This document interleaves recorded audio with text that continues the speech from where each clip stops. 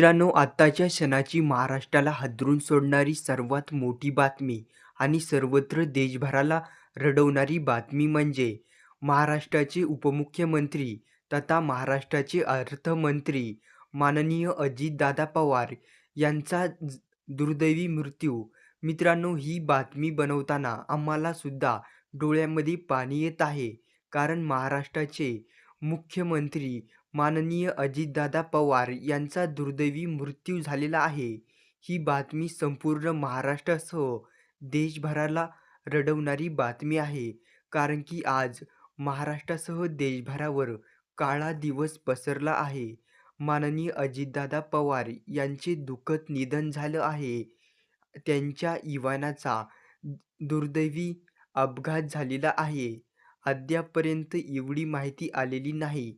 पण अजितदादा पवार यांच्या विमानाचा अपघात झाल्याची माहिती तुर्तीच आपल्यापर्यंत पोहोचत आहे. मित्रांनो, ही आत्ताची बातमी संपूर्ण महाराष्ट्रासाठी दुःखद आहे आणि आजचा दिवस महाराष्ट्रासाठी काळा आहे. महाराष्ट्रातील प्रत्येक व्यक्तींसाठी अत्यंत दुःखद बातमी. आज महाराष्ट्रावर काळी शाळ पडली आणि महाराष्ट्रातील प्रत्येक व्यक्तीवर, प्रत्येक पक्षावर आणि देशभरावर काळा दिवस.